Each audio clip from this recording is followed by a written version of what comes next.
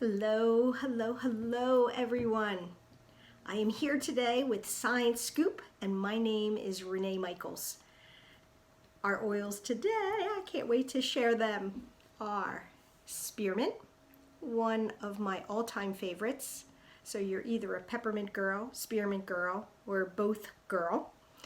But I love spearmint, and you are getting eucalyptus and lemon for free. Wah! I know there are so many people that love eucalyptus and lemon, and these are the oils that I'm going to talk about today, and I can't wait to do this. I just want to say, there was so much literature. There was so much research done. I can't possibly bring it to you. And what was studied, it was very in-depth, and there were a lot of components to it to break it down. So I went from a lot of something to a very little bit of something.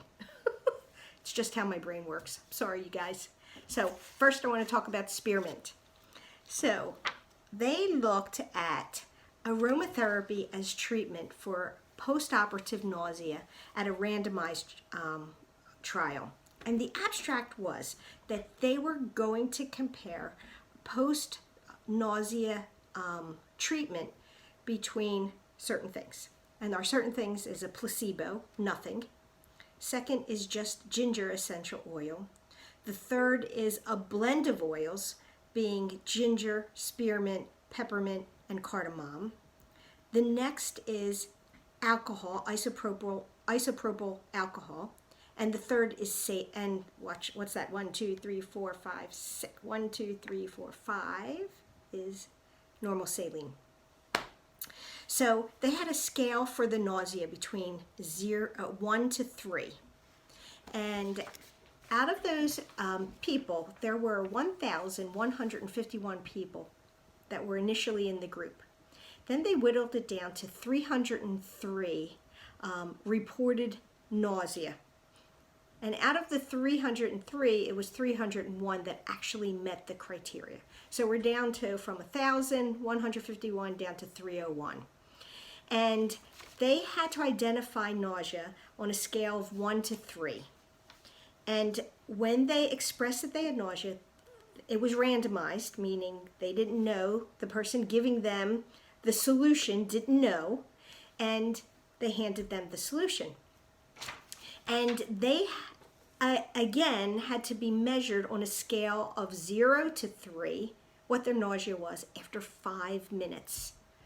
And I also wanted to tell you that they were offered prophylactically, just in case, so they wouldn't get sick. Just say you were the person that always gets sick. You know, every time you have anesthesia, you always get sick. You tell the anesthesiologist, and they give you the medication right through your IV so it doesn't happen. They did offer that prophylactically. And post-nausea discomfort, antiemetics, meaning something for nausea. They did give that as well as prescribed by the doctors if the patient requested it. Okay, so the results were that using the blend, which was ginger, spearmint, peppermint, cardamom, or just ginger alone, was significantly better than the saline group and the alcohol group. So, conclusion. This is their conclusion. Aromatherapy would be effective as a treatment for post-operative nausea. Aromatherapy is promising as an inexpensive, non-invasive treatment for the post-op patient and can be administered and controlled by the patient as needed. So I love that. So that's so empowering to be controlled by the patient as needed, right, you guys? That's spearmint. I love spearmint. Spearmint's so powerful. All you need is 1 drop. Just with doTERRA peppermint essential oil is 1 drop of peppermint equals 28 cups of peppermint tea. So I believe that spearmint is right up there with that. 1 drop is so fragrant. Next I'm going to talk about is eucalyptus. There are so many people that love eucalyptus. Everybody loves eucalyptus. If you're not one, you know, please let me know. But as far as I know, almost everybody loves eucalyptus. So in March 2010, they did a research on immune modifying and antimicrobial effects of eucalyptus oil and using simple inhalation devices. So this was, I have to tell you, this was one of the best articles that I've read because it was so comprehensive. It had so many different things. Instead of going to a research article for asthma, going to a research article for sinus infections, a research article for antibacterial, everything was in there.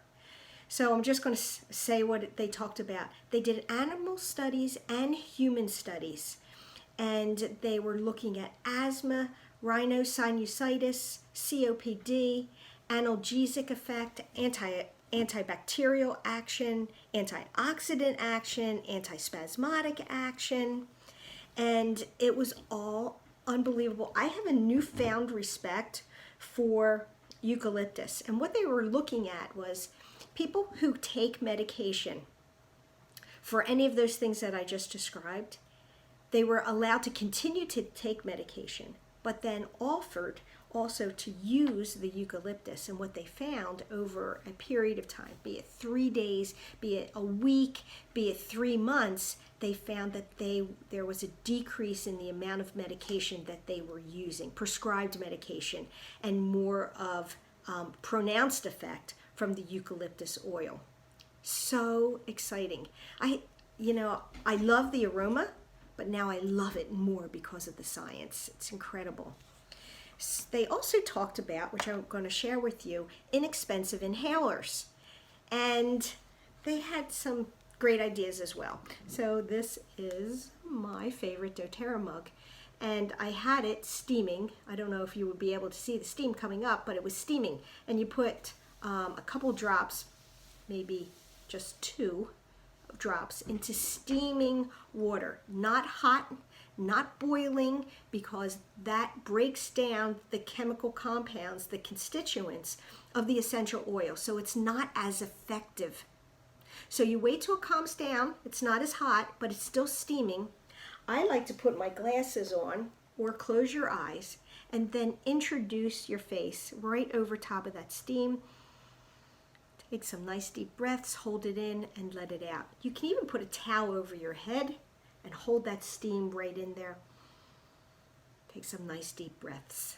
This is one of my favorite ways to use eucalyptus. Another way that they talked about is with a vapor stick. I don't know if you guys have seen this. So this is a vapor stick. They actually had a much bigger one. So here is the little insert, cotton insert, that goes into the vapor stick. And then you put the bottom on. And there's some holes up at the top. You can see it. So theirs was much bigger. In the study, they put 70 drops right on the vapor stick. I would do as much as, I don't even know how many drops. I've done 20 drops on this, 10 to 20, and it's been fine for me. It certainly depends on the size of your vapor stick. Then you pop it in there and you put the bottom on. They're talking about 2 ways to use your vapor stick. Either inhale it through your nostrils or put it at your mouth, right at your lips, and inhale it that way. And they said both you have great results, but they have found that you have best results when you alternate between nasal and lips, and you do that for 3 to 5 minutes. So I've never seen that described. It's just verbal communication. But I love to see it in the research, and they found significant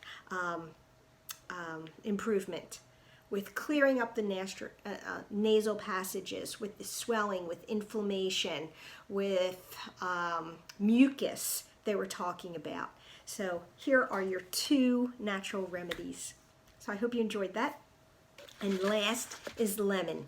So lemon is one of those oils that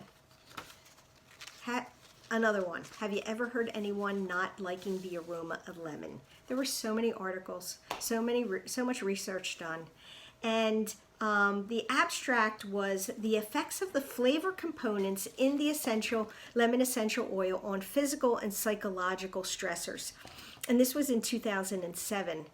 And essentially, they say that lemon absolutely alleviates physical and psychological stressors.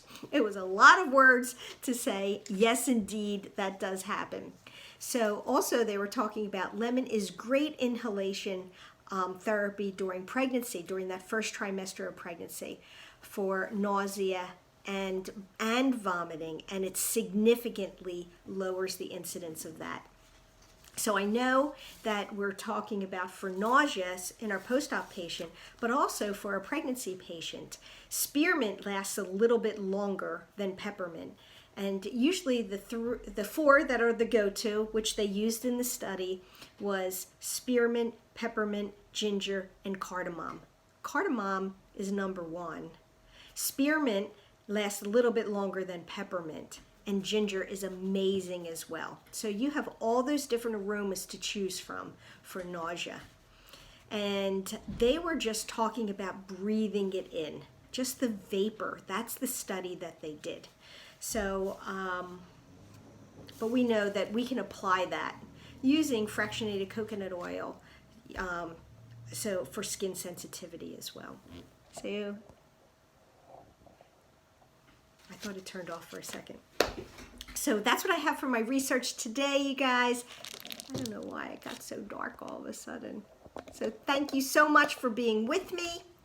I hope you're enjoying the science scoop that I have and me breaking it down into little baby chunks so you can understand it, because I know it's really confusing. So you guys have a great day, and I will see you tomorrow. Bye-bye.